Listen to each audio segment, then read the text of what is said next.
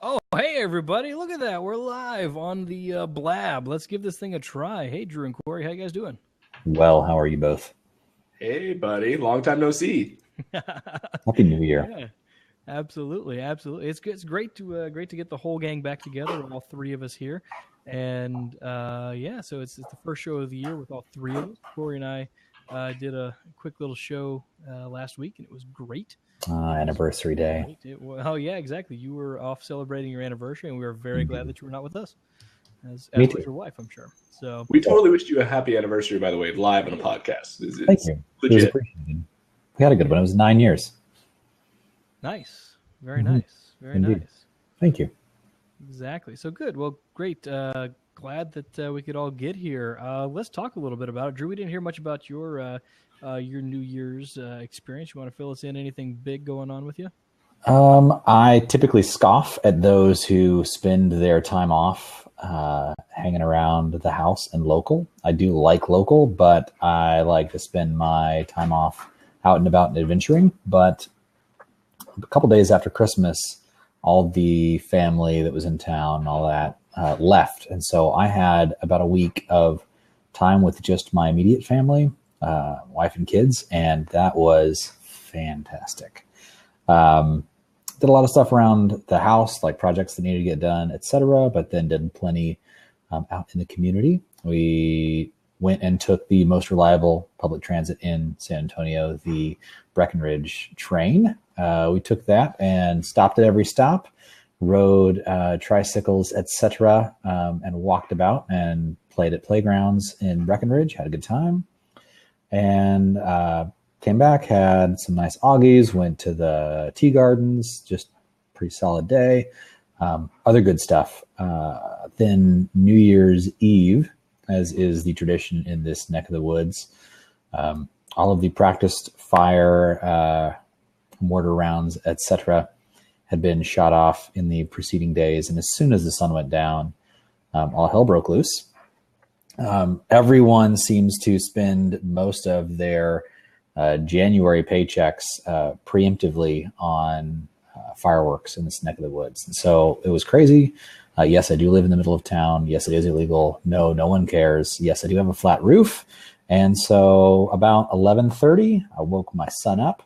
We had some friends over and we woke their daughter up and we all jumped up on the roof and got a nice 360 view of the shenanigans going on in the near west side of San Antonio. So it is a tradition of ours to get up on the roof and take in the sights that way. I don't think I've been out for New Year's Eve in years since I learned that little trick. But we had a great time, and now we're back in the swing of things, doing the work thing and getting off to a good start here in 2016. I Nice. got to tell you, Drew, following live, that's one of my favorite things is to watch your annual New Year's Eve tweetathon of all of the crazy things that are going on with all the crazy things that are going on there in your neighborhood. You put such a great flair on it, and really enjoy. That's an opportune term there, Flair. I see what you did there. It is. The description for the podcast says there will be puns, and I figure we should deliver that as soon as possible.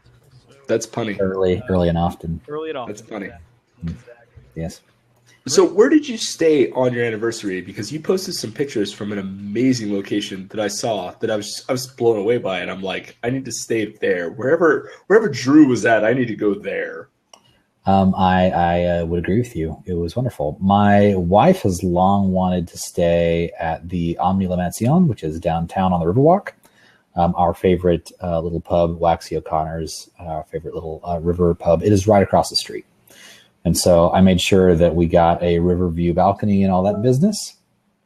I feared that I had done a horrible and terrible and awful and very bad thing because every couple of years, San Antonio will drain said river. And I hear the aroma is not ideal and it just doesn't have all of the same ambiance that you would want from the Riverwalk. But luckily, they refilled the river Friday evening, and by Saturday, when we checked in, it was good to go. So La Mansion is a lovely hotel.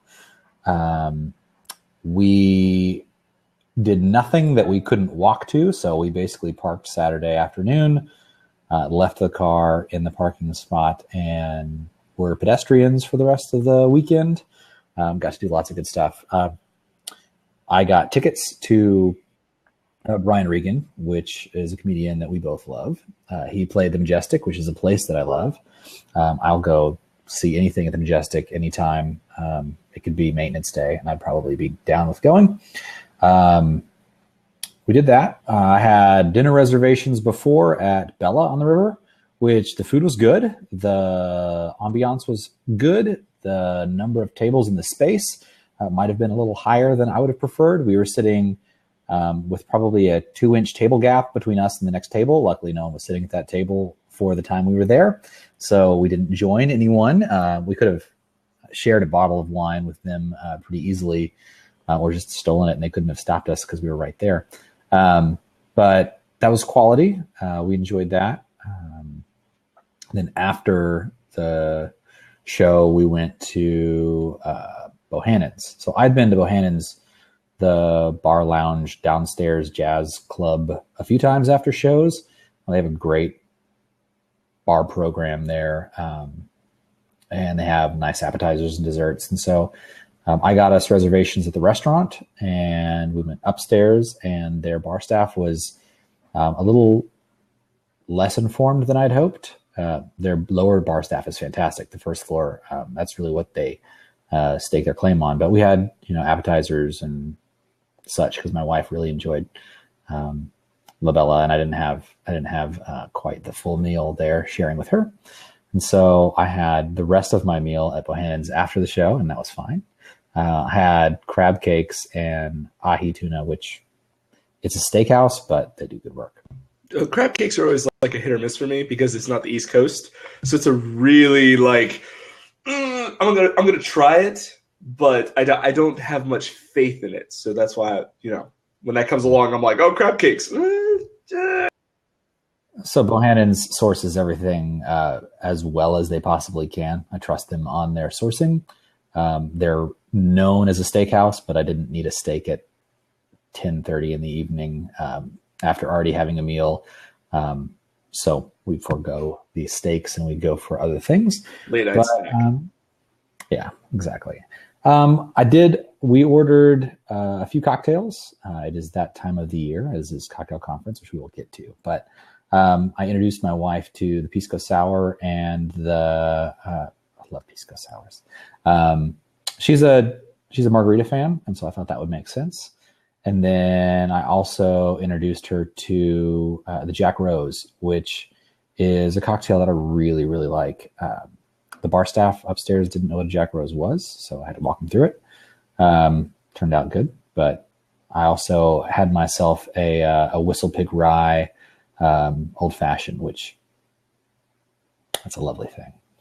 And then we had brunch the next day at the Las Canarias, which is the big restaurant, or one of the restaurants in La Mansión. And if ever you want to take the lady out for a nice brunch, bottomless mimosas, prime rib, all the things. It is quite nice.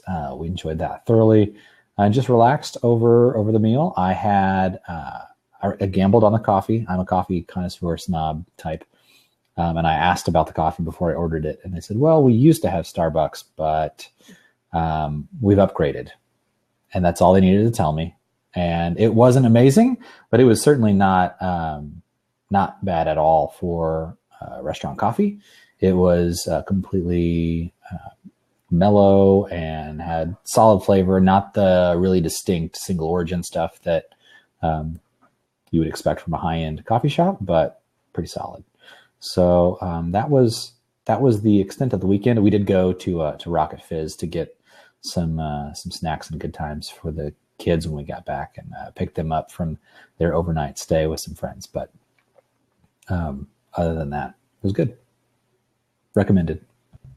Noted. Great. I mean, it's good to know that you can do all types of fun things, exciting things, romantic things, even here in San Antonio, even when it's Riverwalk Maintenance Week and they drain the whole thing and start from scratch. So I'm glad water was running clear. Yes, exactly. So just in time for the spring to muddy that up a little bit. Hey, speaking of coffee, you mentioned coffee. Corey, you want to tell us what the heck is up with CoffeeFest? So I went to CoffeeFest. Now, mind you, they've been rained out how many times now? 2, 3, every time we talk about them right now? Twice. So I was excited. I was pumped. Got the kids because it was a family event. They had touted family things to do with the kids, all sorts of coffee to taste. You know, coffee. How bad could it be? Showed up, paid $5 for parking, walked from a parking lot down to La Vallita, I believe. La Vallita. We showed up. Lines that I've never seen at Disneyland. Lines that I stared at and went, nope. Now, having children with me, this is not an option. Like, I'm not going to stand in a line that's going to be an hour to 2 hours to get a sample of coffee. It's not going to happen. And every line, every coffee maker, everything was touting a sample of coffee or a flight of coffee. So you could have got numerous things of coffee, $5, $6, $12, and partook. The line itself, when we got there, it wasn't moving. I don't even think the brewers were they were doing like a rebrew because they had run out from earlier in the morning. We got there at about, 1. So it started at 10 a.m. We got there about 1, thinking like it would have slowed down. Everybody that got their morning rush. No, it was a dead stop. And we went and walked through like 2 of the lines, just stood there 10, 15 minutes. And I was like, this is crazy. I tasted no coffee. I didn't move. And my kids were done. So the only section they had for the kids actually was a small off to the side area, which was like a buffet table with some drawings that the kids could color on. That was it, which required supervision because I wasn't wanting to get coffee. So I didn't get to taste anything. I didn't get to try anything. I missed out on everything. I was there probably for about 30, 45 minutes, and I was like, this is crazy, and we left because I couldn't keep them there. We went down to Cheesy Jane's, one of the food trucks who has a local restaurant down off of Broadway, and we ate there because I wasn't getting coffee. I wasn't going to taste anything, and I was there.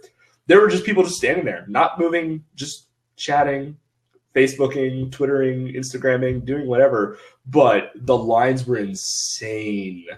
And 1 o'clock in the afternoon, after the morning rush, I did not expect that at all. And even standing there for 30, 45 minutes, how long am I supposed to stay? An hour, 2 hours for a couple small cups and the cups of coffee were like taster coffee, like hotel coffee, like the hotel cups with like the bottom filled. So it was like just a taste, just a splash of coffee.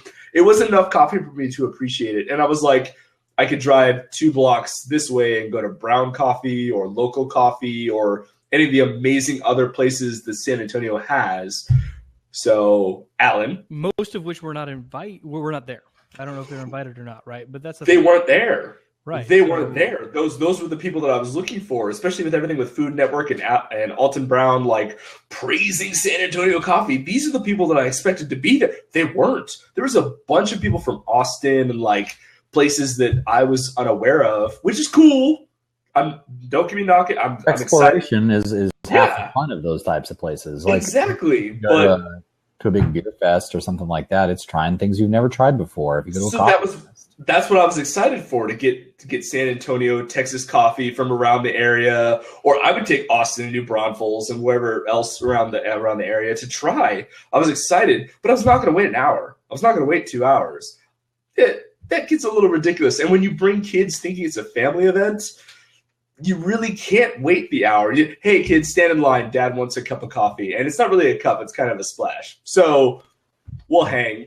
Were they doing like pour overs and stuff like that? Or I didn't. No, everything was out. Everything was being brewed. There was no pour overs, which You don't. That would have taken time. Like I'm trying to figure out if I were doing a booth at a coffee event, how would I have enough ability to deliver to customers that I wouldn't have the line?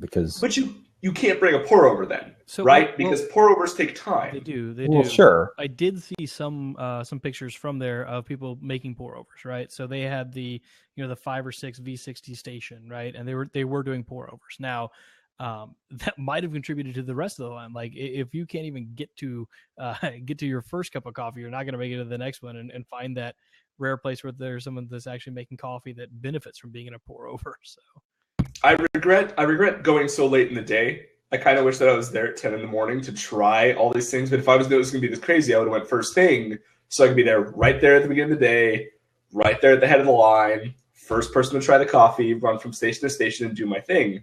But again, later in the day on a Saturday, I was not expecting, which is great because you have this huge coffee community in San Antonio. So that was fantastic to see all these people trying new coffee, all these people wanting to partake in coffee and wanting to learn about coffee. But we walked by a couple of booths and you had people explaining their coffee, like defining their coffee and doing a sell for coffee. And I'm like, that's great. There's 100 people in line that would love to taste it.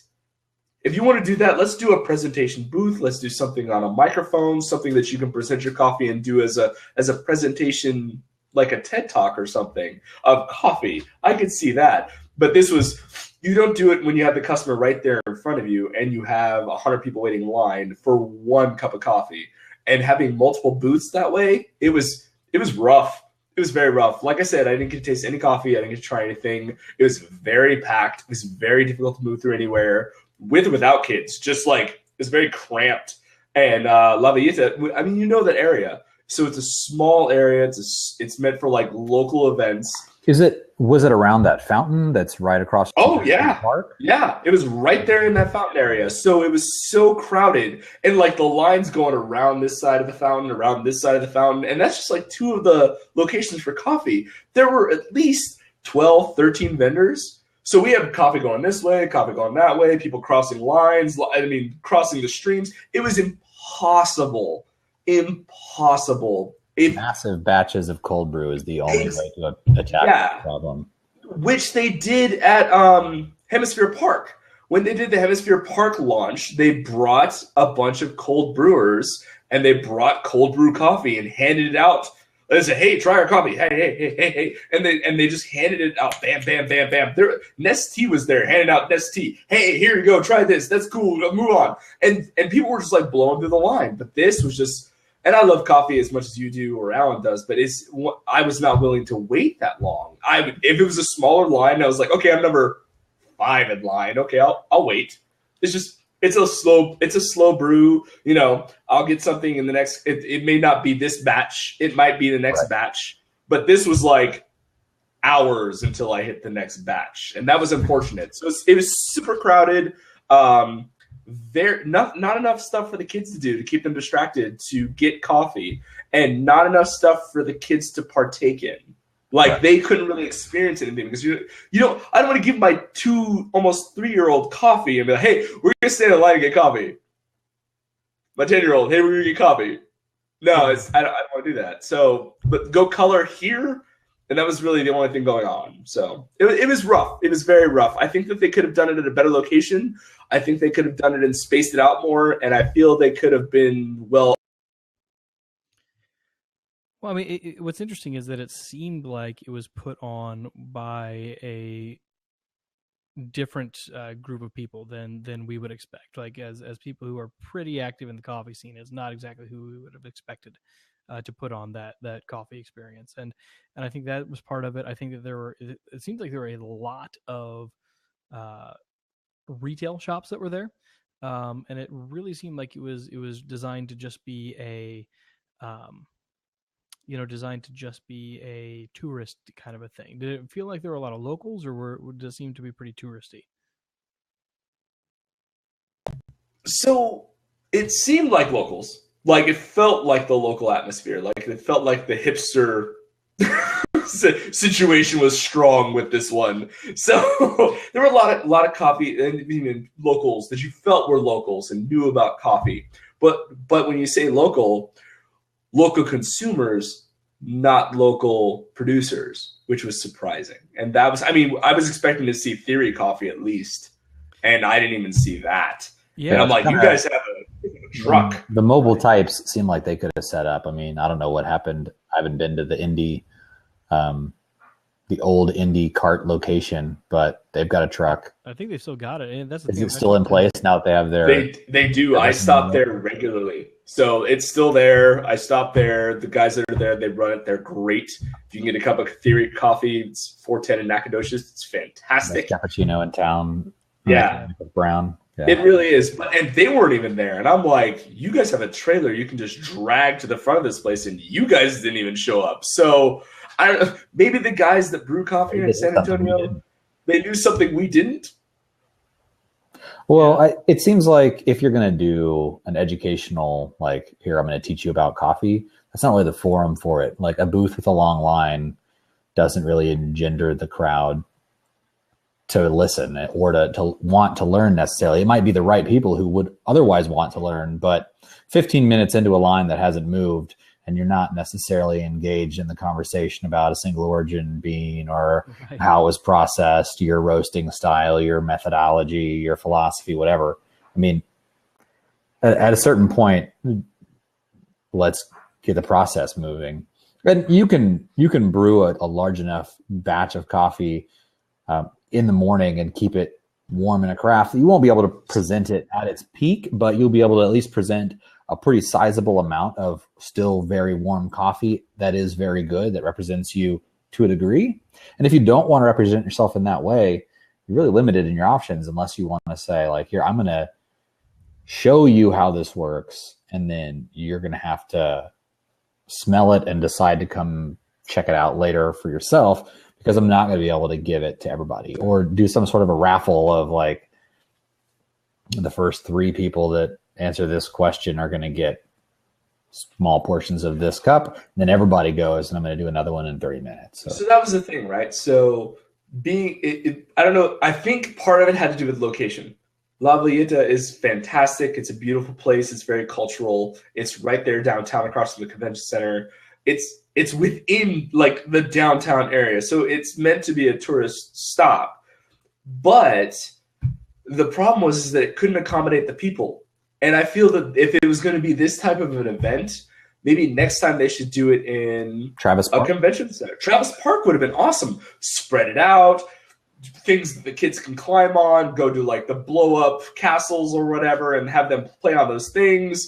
Spend some time and have more vendors so they can all break through and see this stuff, which would have been great. But there just wasn't time, there wasn't space, and the people were understaffed. I mean, there were 2 people at a booth, and the line's an hour long. So I'm like, guys, you will never make enough coffee to accommodate. So thanks for playing. I'm going to go. But you couldn't go anywhere else. The best place to get a cup of coffee while I was there was the snack bar, because nobody was in line. Everybody was getting $3 and a cup of coffee. And I was like, sold.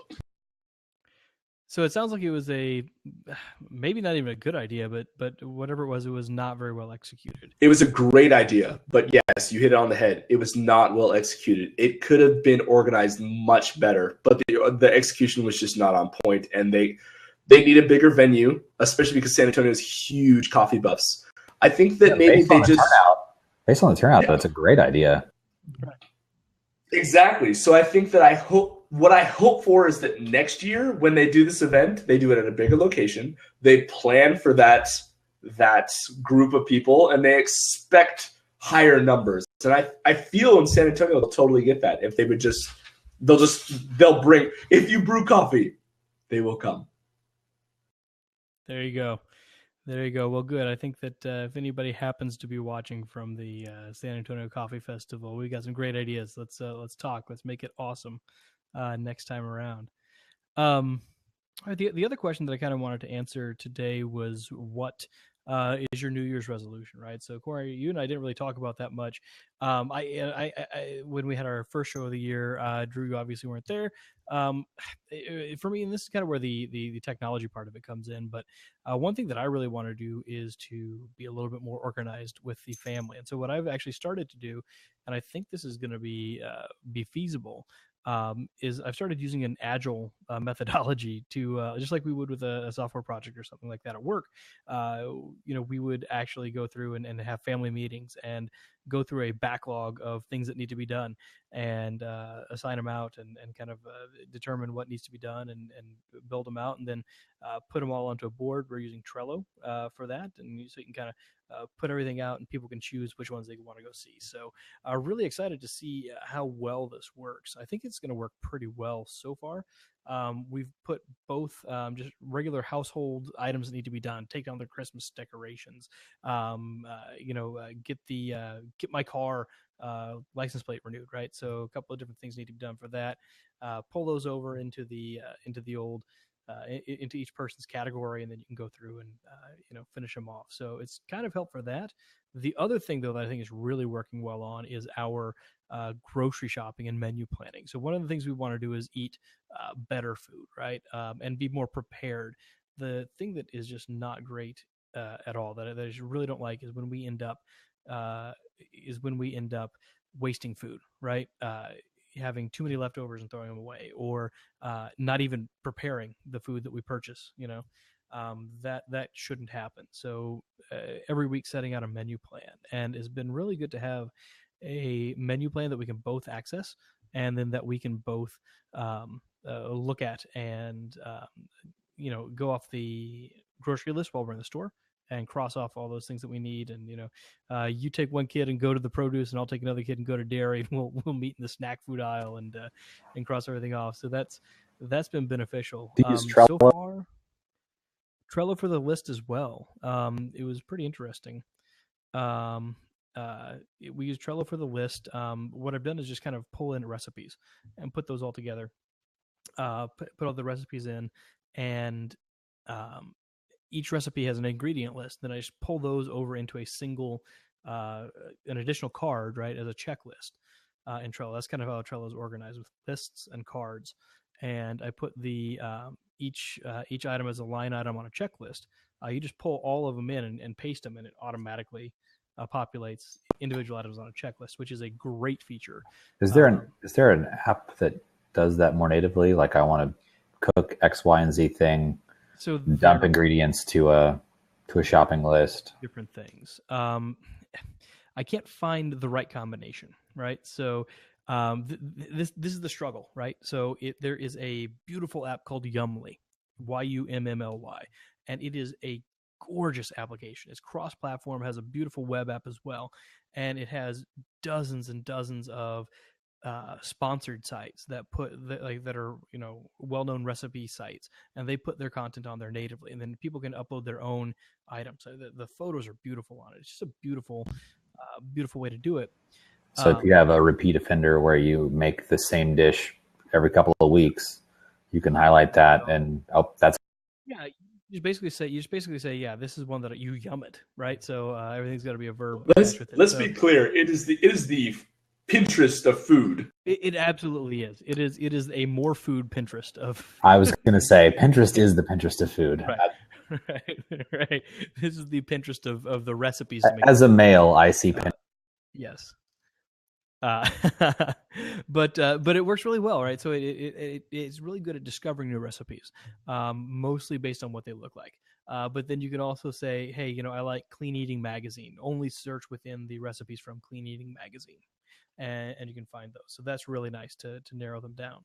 But what I don't necessarily like about that is it does not have a good menu planning feature, right?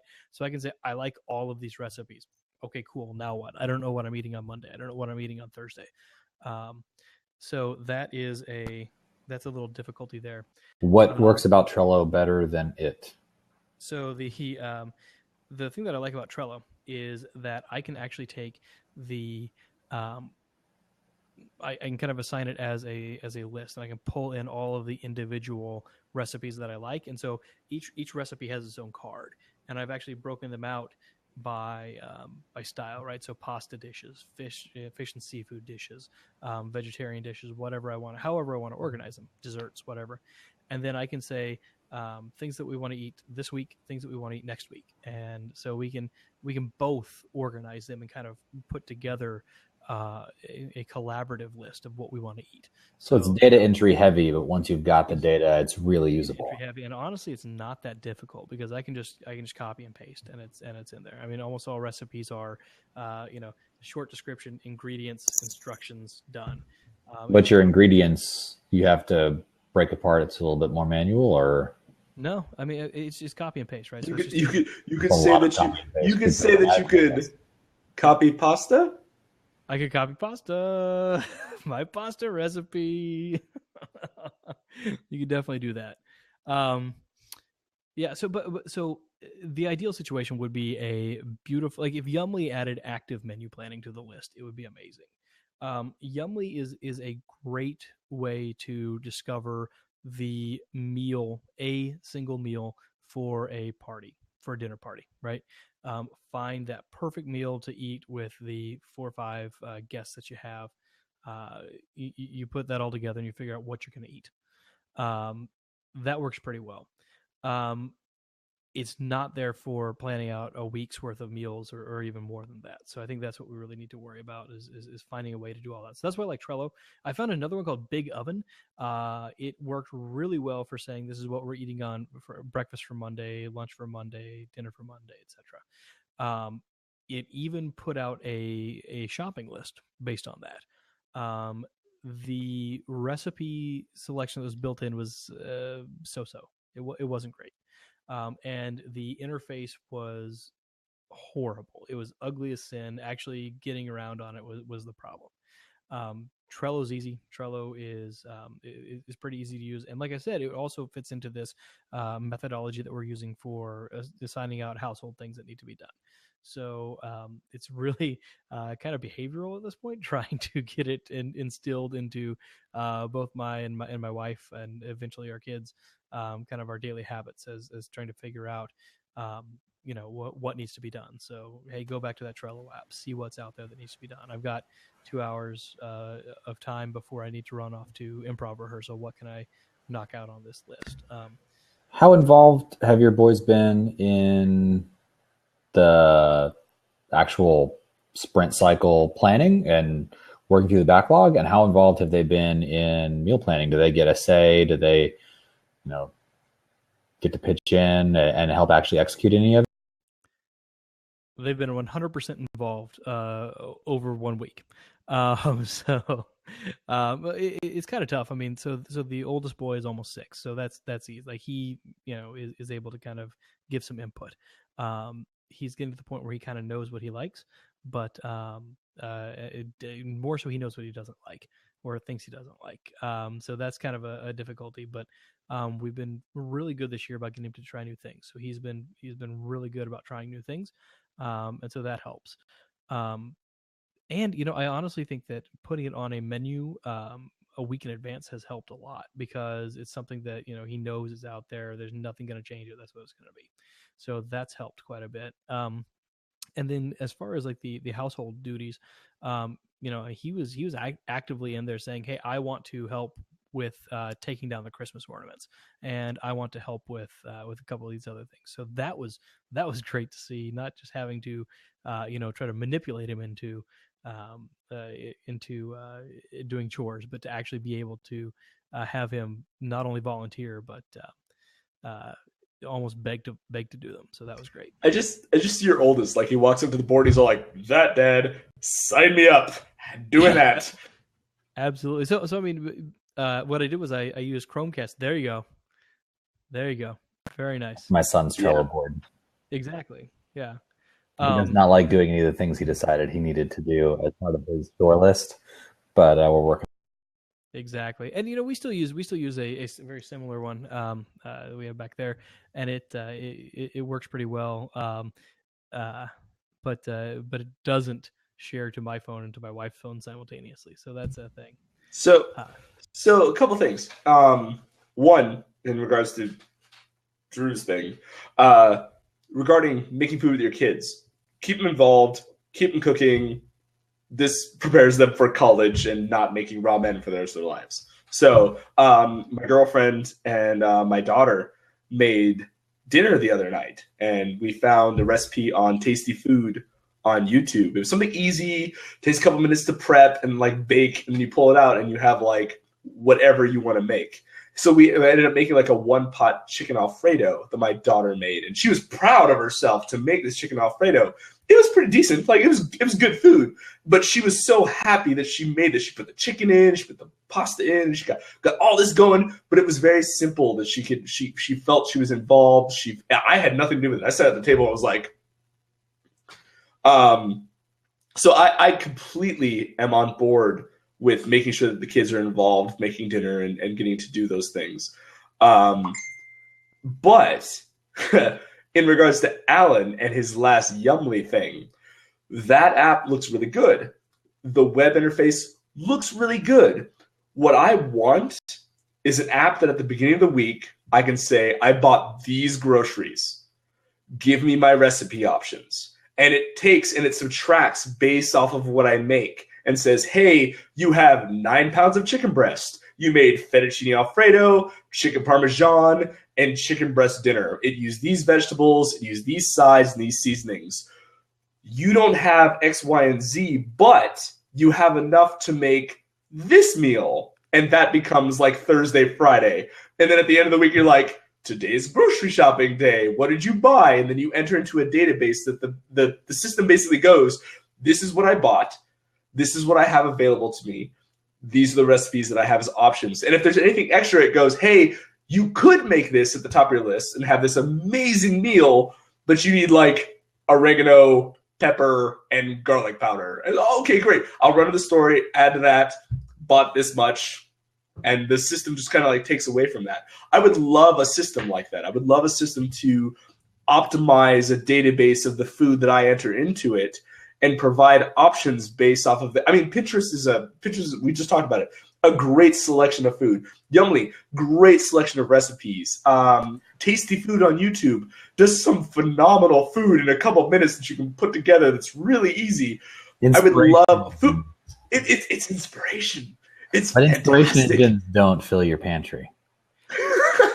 You get inspired to eat something, but if you can't execute based on what you have, that's a problem. The effort. That's exactly it. And that's usually everybody's problem. And especially now with the new year, everybody's going on diets and they're trying to watch their weight. Myself included, watching my girlish figure. But trying to make these meals and understanding what goes into it, I would prefer to be able to do one full grocery shop 1 week every 2 weeks. Tell the app that's what I bought, and the app makes meals based off of that and recommendations on what else I can go. Hey, you're off work. You should go swing by the store and grab these 2 things, and you can make this phenomenal meal.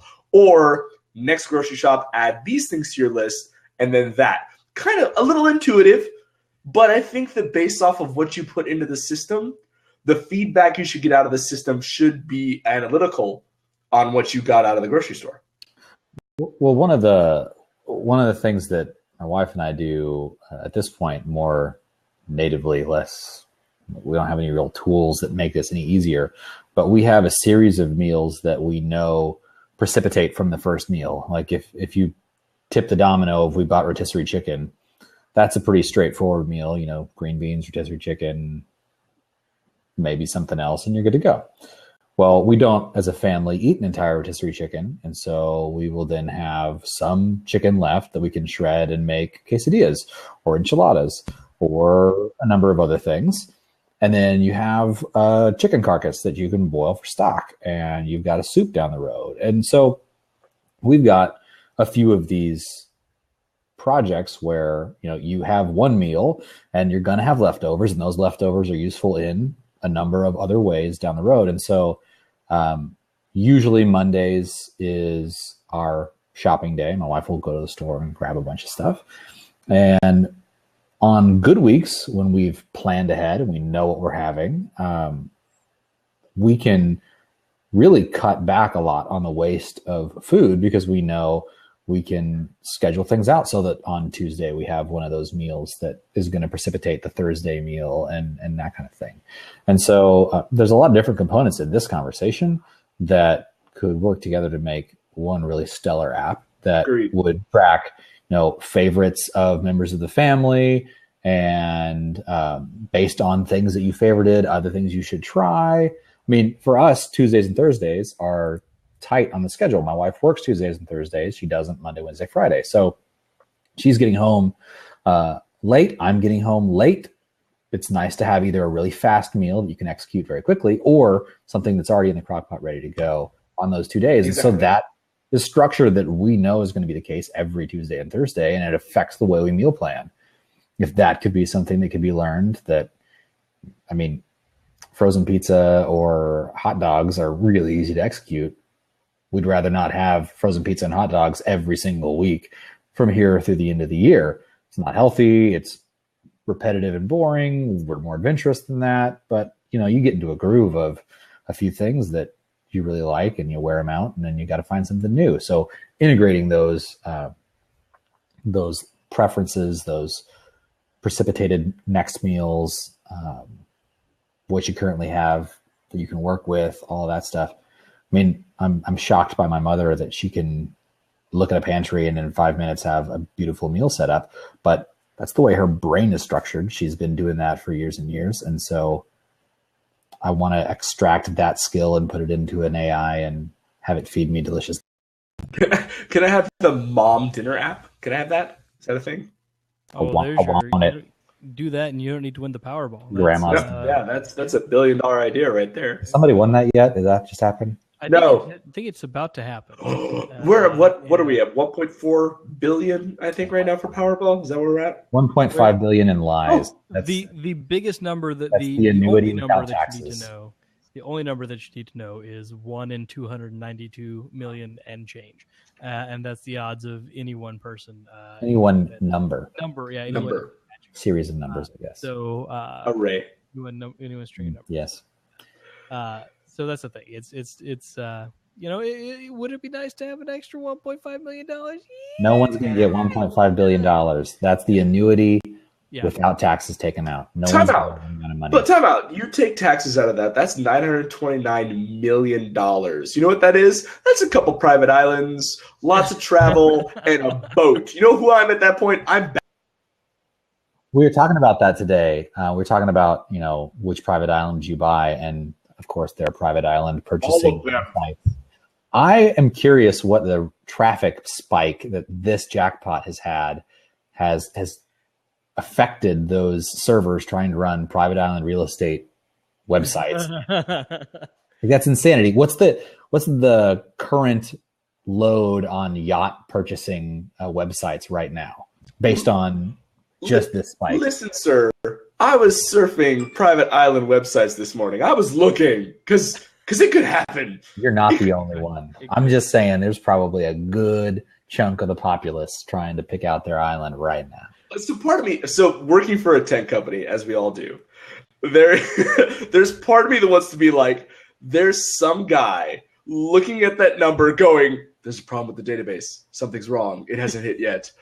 Somebody go look at the SQL is broken. Somebody go look at something. And it's going to pop eventually. They're going to be like, hold on. I turned it off and turned it back on again. Oh, Powerball hit. Yay. Well, there have been reports of it's not just the websites, right? So it's the entire infrastructure of machines that print out the official tickets. And that is taking a big hit. And I imagine that's not terribly scalable, not to, branch too much into the other podcast, but it's So I have a unique perspective here. I worked for the lottery for 3 years. Well, I worked for a company that executed the Texas lottery. They were not the lottery. And they had, the load that a big jackpot puts on the system is prodigious. This is a 44 state integrated crazy thing that they've kind of cooked the books on, making the odds the way they are so that the jackpots go higher. And this is a jackpot that's far beyond anything that this system has ever had to handle before. And so they don't even have a clear idea of how many tickets they're actually selling a minute, second, take a period of time. It is absolute insanity. It's pushing the outer edges of what the system was really built to handle, and probably beyond that. I haven't gone and purchased any tickets, so I don't really know what the experience was. How was the experience of going and buying it? Did it struggle? Were there people having problems? I know those printers jam left and right. They just moved to the heat printers right after because they were the thermal printers for a very long time, which was causing so many issues. And from me, I'm from Las Vegas, so I used to work in gaming, and I used to travel around the world and do bingo games. And we used to do ticket printing, and we used to buy whatever ticket printer we could get that was fairly inexpensive. It would jam, and there is nothing worse than an elderly person standing there going, ticket, it's coming.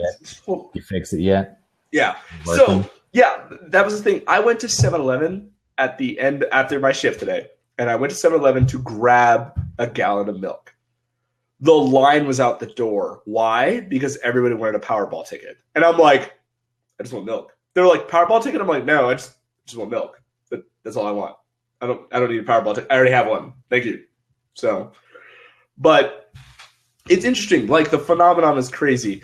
But gamblers are smart, right? So people are playing normally, like their normal day-to-day gambling. But now that we're at this high mark, everybody, those that are gamblers, those that aren't gamblers, those that are just taking a chance are buying tickets just because. So, I mean, we can only see it go up from here. But how much longer do I have to wait in line at HEB because so-and-so has to get a Powerball ticket and I want groceries? So, soon? It just happened. Check your tickets. Just check that last number. If the last number is 10, get off the podcast right now. Just go donate money to SATechDads.com. You can find us here. We will totally take a small fortune. Did it just happen? Really? Seriously? It did. If your number is 10, then congratulations. Yay! Wait, hold on. Where's my wallet? If your number is 10, then you might have made your money back, depending on how many tickets you bought. If you got any more than that, you made a little bit more money as well. So, congratulations. Be a bad draw date. For basically everybody else in the world. Better luck next time, or just don't buy one next time. Yeah. $2. I'm really curious. I bet there's 2 giant pools that both won, and the money gets split up to some tiny amount per person. Yeah. How tiny can it be, though?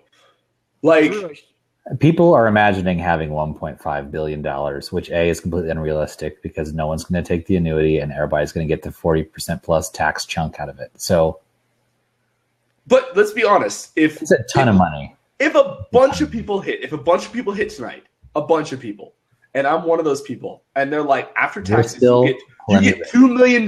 It's crazy money. Thank you. Yeah, I'd take it. I'd take it, but I'm not going to get it because I didn't play. Well, Drew, you can't win if you don't play. Right? Can't win if you don't. That's accurate. So that is accurate. That's accurate. Cool. Let's see. What the heck else are we going to talk about tonight? New Year's resolutions. Drew, Corey, do you guys have anything? I guess we got off topic on there. Anything that you guys are looking to implement this year? Eat less. After everything we talked about? No. So for the first time since my working career, I've been working since I've been 18 years old. I scheduled my first cruise. So I will be taking 8 days and 7 nights off from work to actually relax on a boat with no cell service, which is weird and creepy, but it's going to happen. I'm excited about this. It's my first cruise, my first week off from work. My girlfriend and I, we're going to go do this thing, which is great. But I went to go swimming the other day for a birthday party, and I looked in the mirror and I was like, oh. I was like, couple push-ups, maybe some sit-ups. I'll feel better. These are really tight board shorts. So I have almost 120 days until my cruise. So it's just one of those things like getting healthy. And we go back to the whole food app thing that we've been discussing is that, planning for eating. What are you going to eat? Buy a lot of chicken breast, vegetables. Do you have food for this? Do you have food for that? What are alternatives to eating that are healthy, still tasty, and don't taste like cardboard? Like, what are your options there? So again, it goes back to that app. Like, what can I not eat within this diet to lose X amount of weight or get better shape? But also on the same side, this is what I bought at the beginning of the week. What can I make with this? So that's my New Year's resolution, to be in good enough shape to wear board shorts on my cruise. There you go. I like that you have a solid driver to push you towards that. That is good. Right? That's exactly it. Like, it can't be like, I'm not gonna really, whatever. I might not go. No, I'm going. I paid for it. I'm going on a cruise, so I totally need to be. Be nice. Yeah, or you can just lock yourself in the room and not come out. I mean, that's your other option, and nobody wants. That is an option. You'll be unplugged. Yeah, I'm gonna go swim with jaguars, and I feel that I should be in good shape to swim with said jaguars.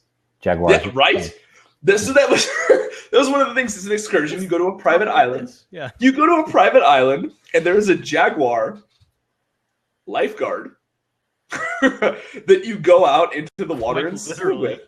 But yeah, like, and I feel bad because you go into the water with a cat that obviously doesn't want to be there, but like it's his job. So he's kill you. Yeah, he's like, so don't drown because I really don't want to bring you back, and if I have to, it's gonna be rough because I'm a jaguar. And you're like, oh, okay, great. No, I don't want to play that game. So that's an option. I'm gonna do snorkeling, which would be cool. My kids are staying with my ex-wife, which is cool. So my daughter's got school, my son has daycare, they have all that. So it's during the week when I'm not at work. So that should be interesting. And then when I get back, I can tell the population of said boat. Yeah, right. Exactly. All 300,000 people on said boat. Very and then children. That's cool. Yeah, it should be interesting. So I'm excited about it. It's I said, it's my first cruise, my first week-long trip, and there's a lot of excursions that we're going to do. We're going to see the pyramids in Cozumel. We're going to Honduras. We're going to Belize, and I'm pumped. Have no idea what to expect, but I kind of want to be able to walk on the deck and not feel so uncomfortable in my shorts. So, And listen, I don't have to be Chris Evans. I don't have to be Captain America. I don't need all that. I literally just need to be comfortable. That's all I want to be. That's fair. And I hear that those buffets are always open. Oh, there's steak dinners and like there's drinking the whole time. There's all these things that you can do and eat and then go off island and eat even worse. And I'm like, oh, not a melting cake. That's all. That's the thing. So let's be honest. Let's be honest about what I'm doing here. Is that my New Year's resolution is to get in good enough shape so that I can eat crap for a week on a boat.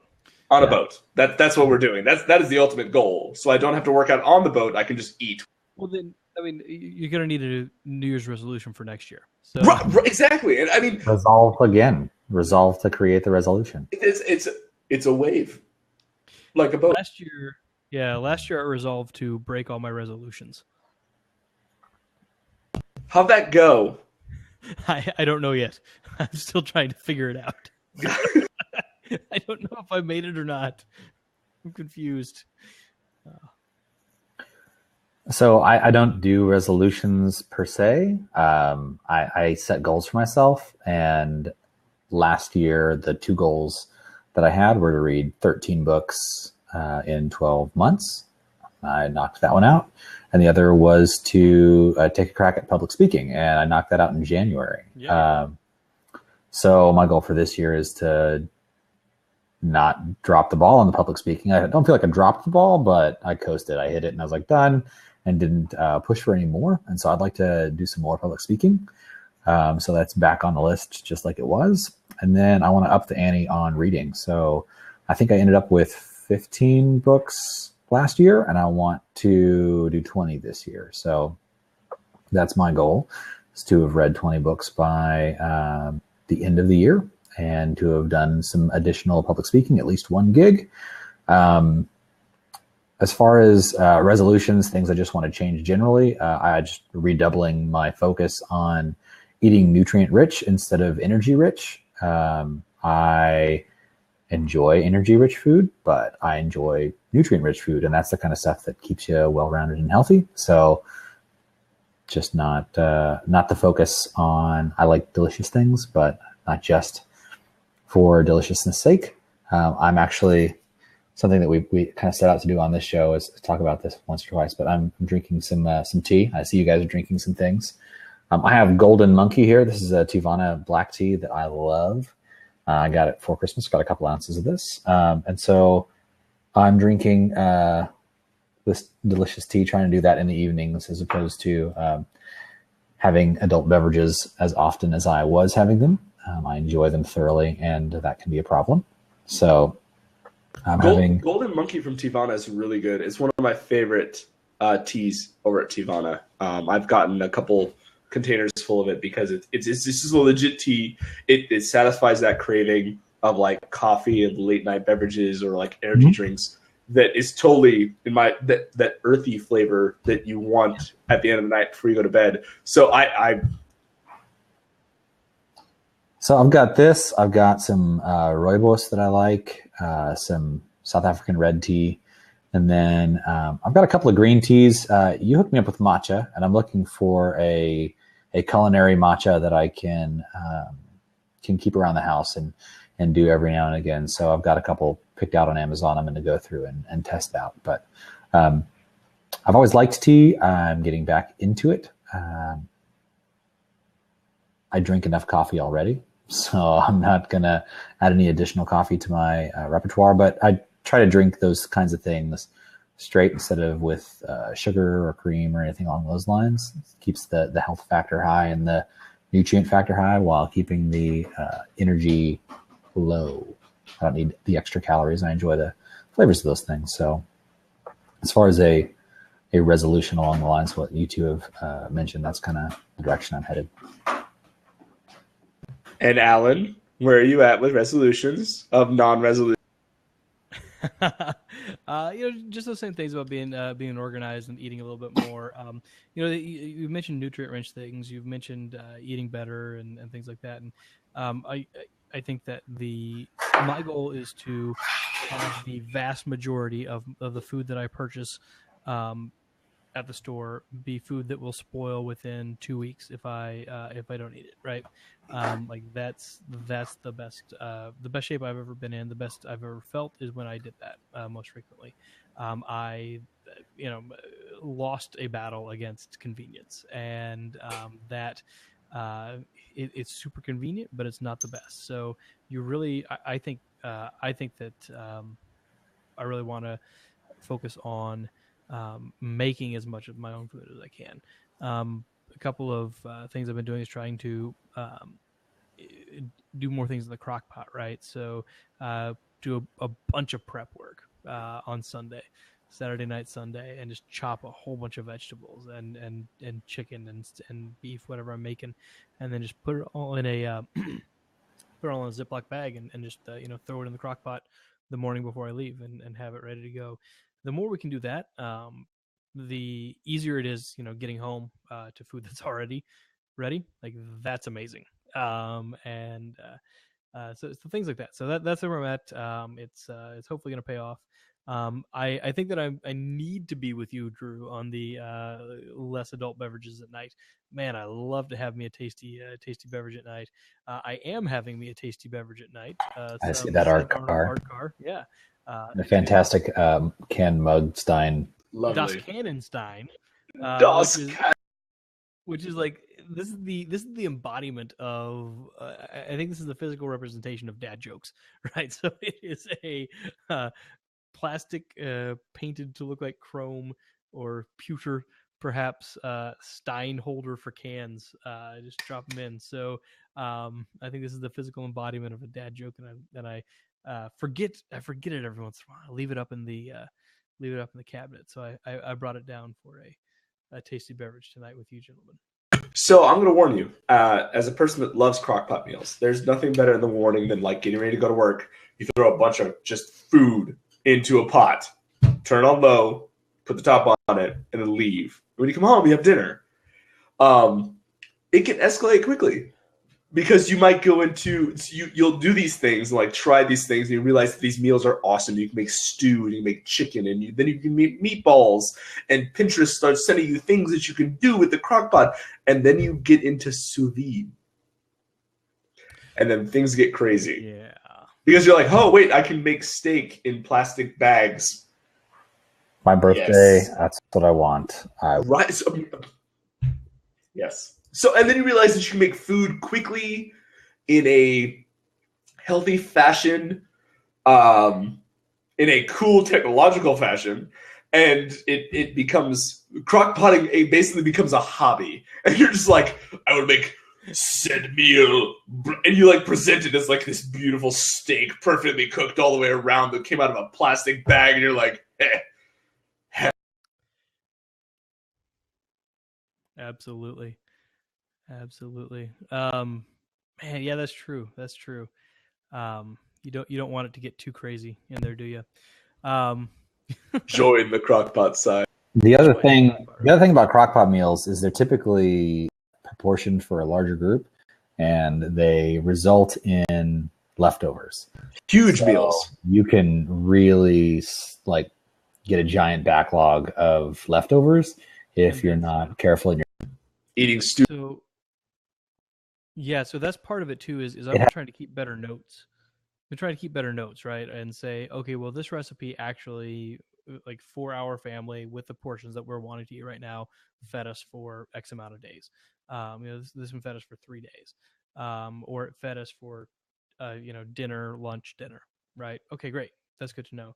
Or maybe we ended up with a crap ton of leftovers, and we need to really figure out ways to portion it out. So I made a really good pulled pork in the crock pot, and I still have some of it. I went and I made breakfast tacos out of it, right? So I scrambled up some egg whites and wrapped them up and froze them. I froze breakfast tacos, which works surprisingly well.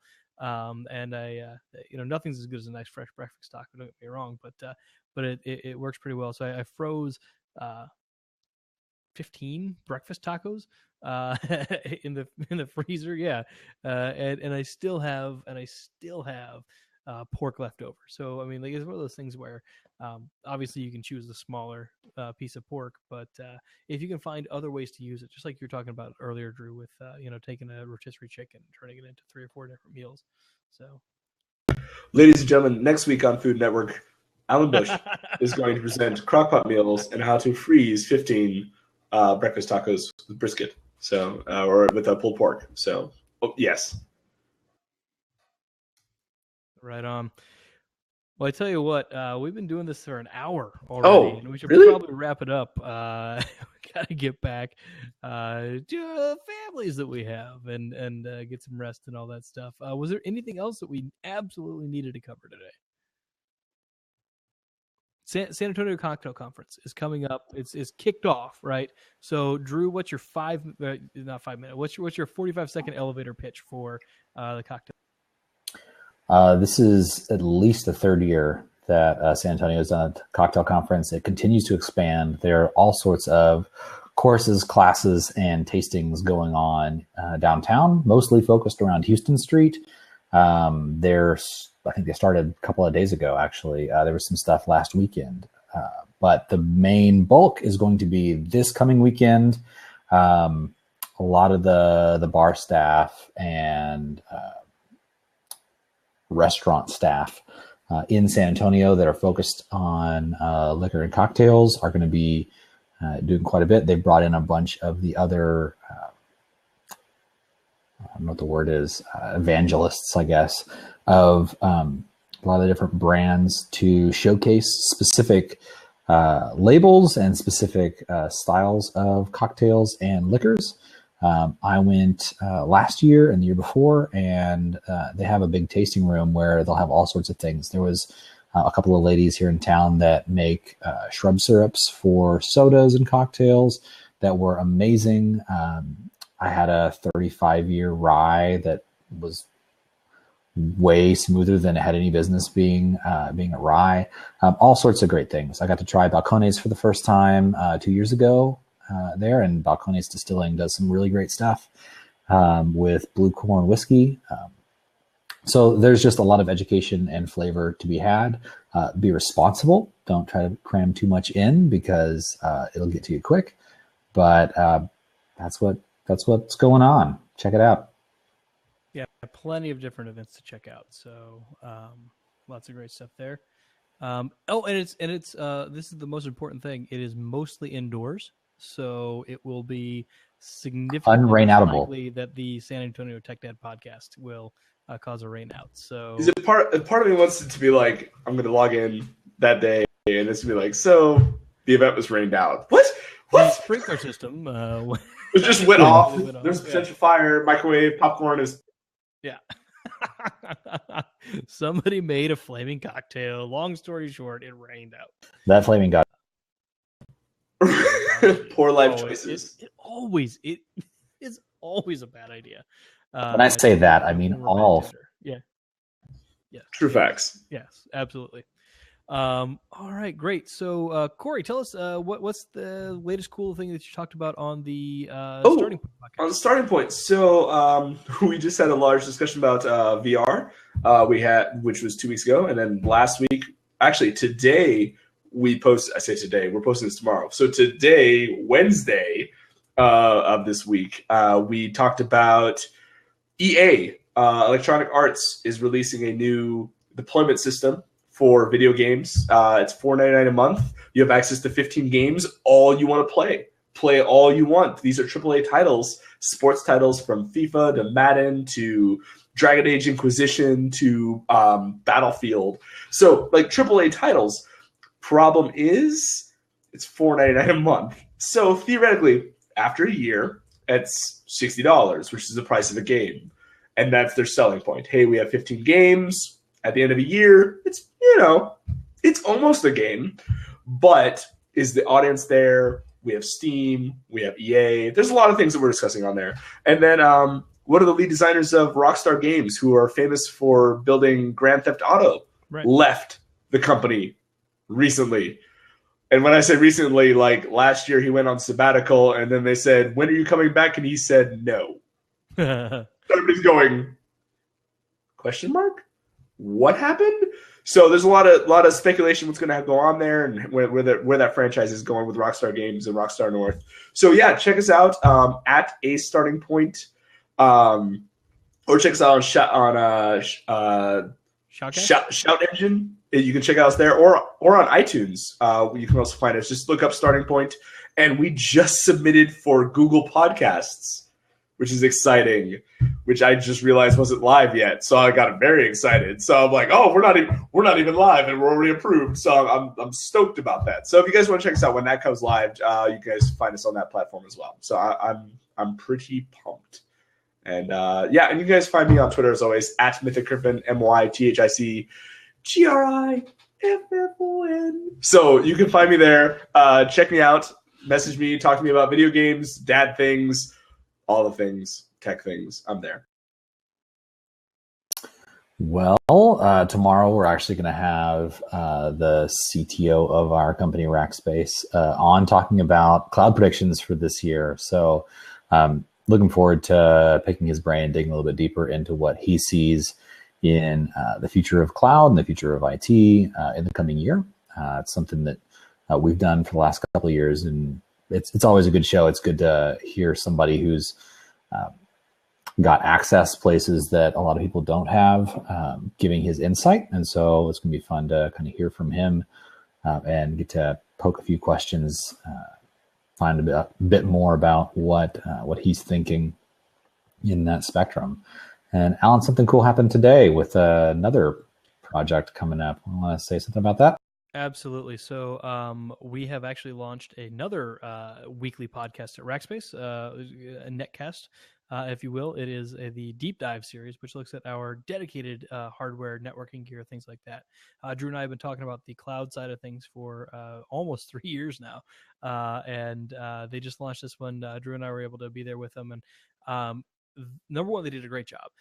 Number two, Drew and I were talking about this at the end of the show after everybody had left, and it was just wonderful to see the enthusiasm and the just wonder and excitement of launching something new, and it was great to see them do that. So really big shout out to them, to everybody that built that up and got it launched. Really excited to see where that goes from there.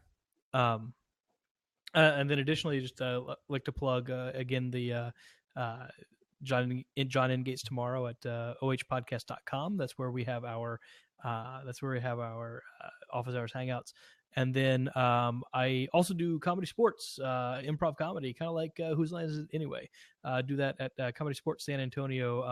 I'm the announcer on Saturday, and then playing again on the blue team, I want to say, on the last Saturday of the month, whatever that is, the 30th, something like that. So I'll be out there at Comedy Sports San Antonio a couple of times. So come out and check it out if you can. And if anybody mentions the this podcast, I'll go ahead and give them a comp ticket for free. So there you go. There's one out there available. So I guess that's it.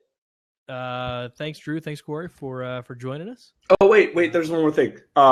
Well, I have this issue. We were talking about New Year's resolutions and eating healthy and everything. I have this problem. So whenever I want to start eating healthy, a chocolate bar always looks at me and snickers. Oh, you got us again, Corey. It was necessary. That was necessary. Always going to be a dad joke or 8. So there you go. On that note, we're going to go ahead and say see you next time on the San Antonio Tech Dad podcast. Bye, everybody.